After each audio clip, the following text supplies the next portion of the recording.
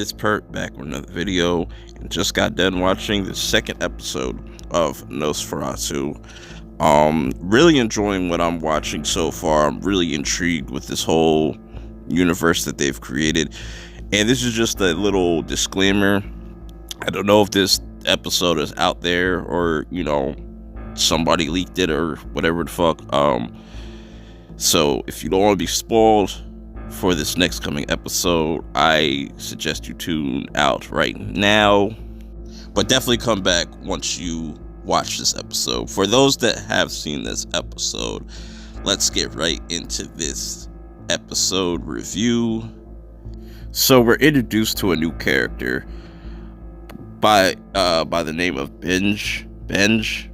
I don't know, I'm probably butchering his name, but he's kind of a man-child when you first kind of meet him and stuff, and he really wants to he wants to really go to Christmas land and whatnot, because he's tired of just the way his life is going now. And I'll get more into his character later on in this review. So picking up where Vic was seeing his dad kiss another woman, he confronts him, I should say, and it doesn't go too well.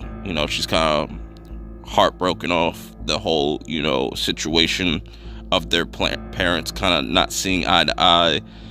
And we get also an introduction to another character named Craig, which is a close friend to Vic. And he can't see the bridge, so he tries to go for it because he sees her going for it, and obviously he can't get through it, only she can, which is really interesting. And he's kind of like spooked out of his mind, like what the hell was that?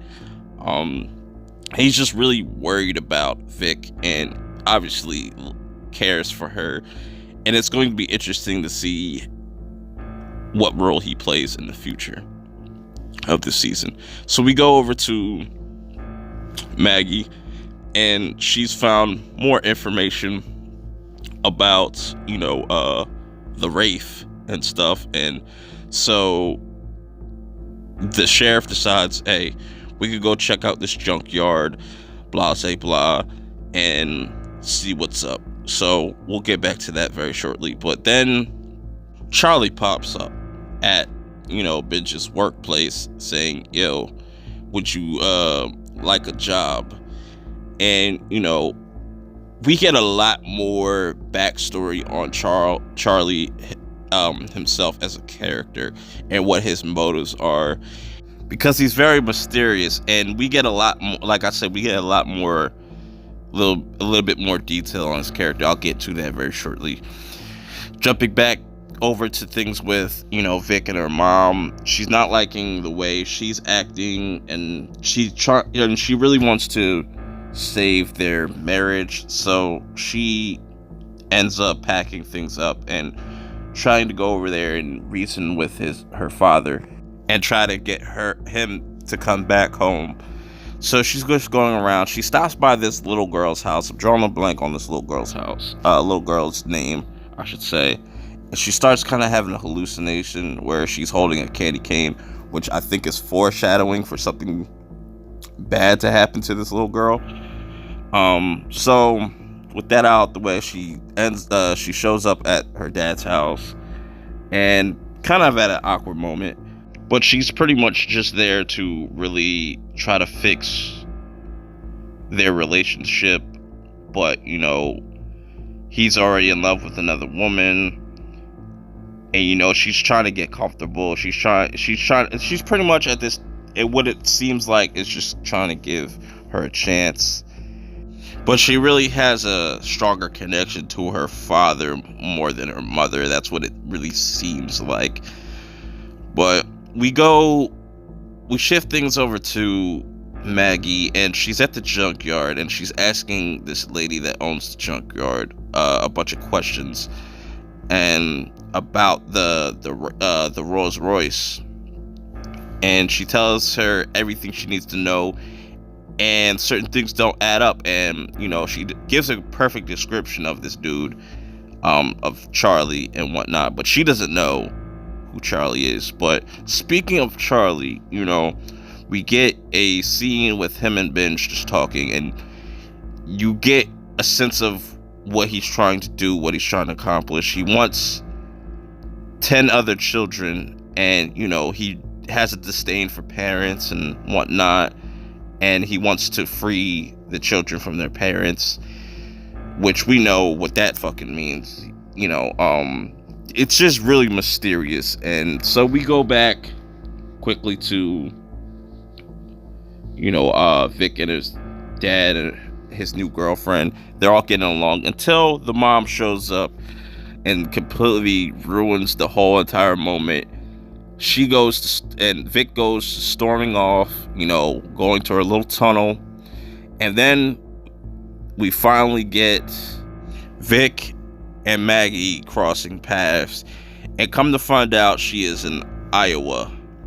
Yes, she is teleported to Iowa, and then she explains a lot of things that I've been wondering. That she is not a witch, she's a medium, but she also, and what Vic is a creator or creative, which are a type of people that have special abilities. And she asks her a question about her eye, and it's like it just comes with it just comes with the power. She has an eye thing. Maggie has a stuttering problem, and with Maggie telling Vic all this information, is kind of scaring her off, and Maggie kind of feels like this is destined. She's destined to help her in finding these missing children, and because her whole power, Vic's whole power, is like she could just find things, which is kind of silly, but it's kind of dope the way she does it. And Maggie also explains what her bridge is pretty much like a certain thing that creatives can do because they have strong imagination. But that's really interesting. But here comes the part where it's probably the most creepy scene so far that I've seen in this show, is where Charlie shows Benj this huge graveyard that's filled with children, and he kind of spins it like these are children that didn't get to go to Christmas land. And it gets into Benj's head that like, yo, you really need to save these kids and you need to help me. And Charlie is already aware of Vic's power, that there's somebody out there that is going to try to stop us. And that's pretty much how the whole episode ends. But I really am enjoying the show. I love everything to do that has to do with the characters and the tone that this show has set. It's very eerie, very creepy, and I cannot wait to watch the next episode. But until the next video, I'll check y'all out later. Peace. They keep dreaming, man, but sometimes you gotta wake up from the dream and go get it. You get out of it what you put into it. The game is so simple, y'all just ain't listening. If you're chasing your dream, you're not running fast enough. Run faster. You gotta work for greatness, man. You gotta work. You gotta work hard just to be good. Fuck being great. So imagine greatness.